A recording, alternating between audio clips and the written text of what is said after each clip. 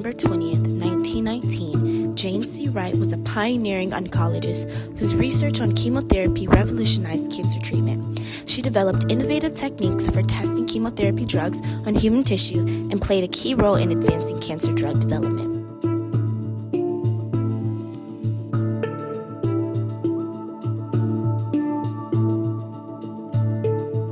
Growing up in the bustling streets of New York City, born to Corinne Cook and Louis T. Wright, Jane C. Wright had a strong academic background, with her father, Louis T. Wright, being the first Black doctor in New York public hospitals. Louis T. Wright was also one of the first Black graduates from Harvard Medical School.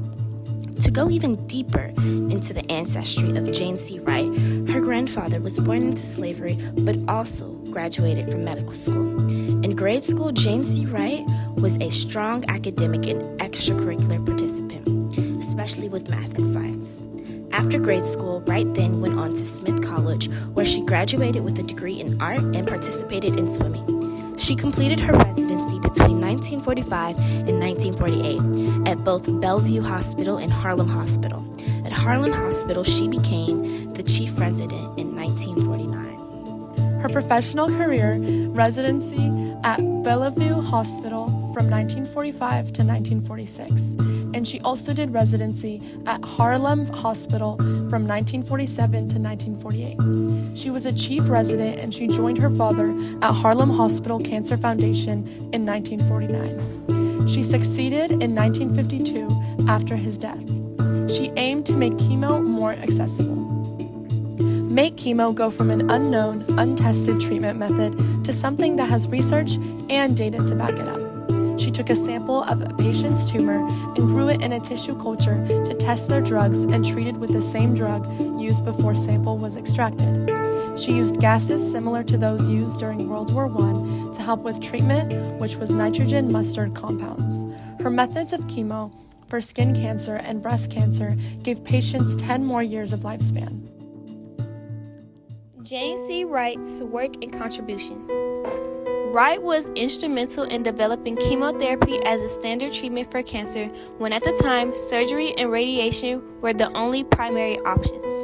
She focused on the use of nitrogen mustard and other chemotherapy drugs that led to more efficient treatments for leukemia and solid tumors. Her research helped doctors tailor treatments based on patients' unique cancer cells, improving effectiveness and reducing unnecessary side effects. Wright used the technique to deliver chemotherapy to tumors using catheters inserted into arteries rather than relying on systemic administration. This method allowed higher drug concentration at the site of the tumor while reducing the side effects. In 1967, she became the highest-ranking Black woman in the U.S. medical history at the time, serving as Associate Dean and Head of Cancer Chemotherapy Research at New York Medical College. Wright was one of the founding members of ASCO, which became one of the most influential cancer research organizations in the world. She was also the first woman president of the New York Cancer Society. As a Black woman in the 1940s through 1960s, Wright had to overcome systemic barriers in a medical field dominated by white men. Most of the time, she was overlooked for leadership positions and had to work twice as hard to gain recognition for her research. During her career, there were very few women in high-ranking positions in oncology or medical research. Women were sought to prioritize family over professional contributions, so this added pressure to her medical research. When Wright began her research, chemotherapy was not widely accepted as a valuable cancer treatment, so she also had to undergo certain pressures about this topic. Many doctors and researchers believed that surgery and radiation were the only effective cancer treatments, so she had to prove the effectiveness of chemotherapy through rigorous research. Despite these obstacles, Wright preserved and changed the landscape of cancer treatment. She became a respected leader in oncology, proving that her work spoke for itself. Her success helped open doors for women and African Americans in medicine today. And being a Black woman in medicine in the mid-1900s was an uphill battle. She was working in a field dominated by white men who didn't exactly make space for people like her. so her work was minimized. Her achievements were sometimes even credited to others, and it's frustrating but not surprising.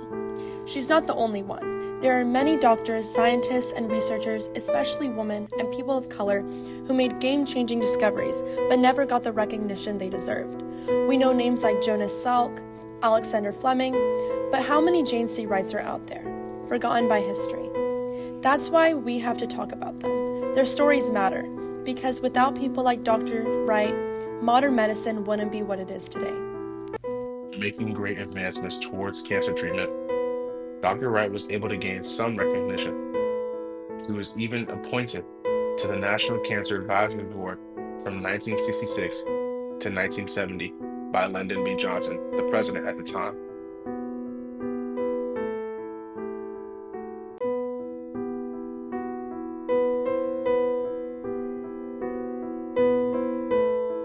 Jane C. Wright's contributions to cancer treatment didn't just change oncology, it saved lives. Her innovative research methods, like using human tissue cultures and delivering chemotherapy directly through tumors, are still shaping cancer treatment today.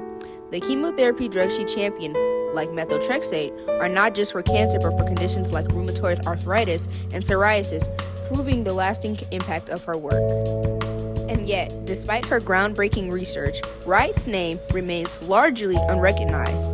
It's a reminder of the many brilliant minds, especially women and people of color, that are often left out of history books, but their contributions matter. Their stories deserve to be told. Her daughter, Dr. Allison Jones, reflected, she never gives up and never sees a no in anything. Dr. Wright's legacy wasn't just in textbooks or awards. It's in the lives she extended and the doors she opened for future generations of doctors, researchers, and patients. It is time we give credit where it's due.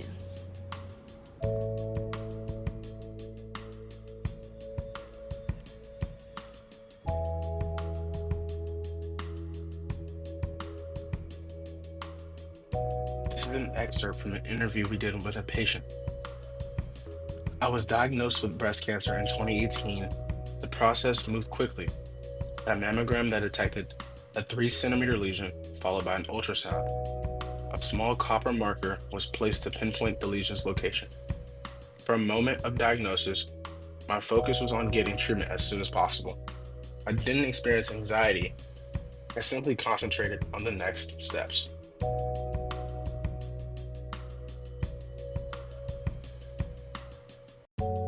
Chemotherapy was never discussed because the cancer was caught early.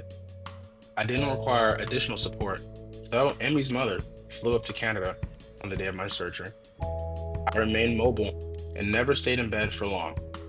I prioritized healthy eating, organic foods, no red meat, no processed meats like ham or bacon, and no store-bought ready-made meals. I strongly believe that cancer begins with inflammation, so I increased my intake of vitamin D3 to support my immune system.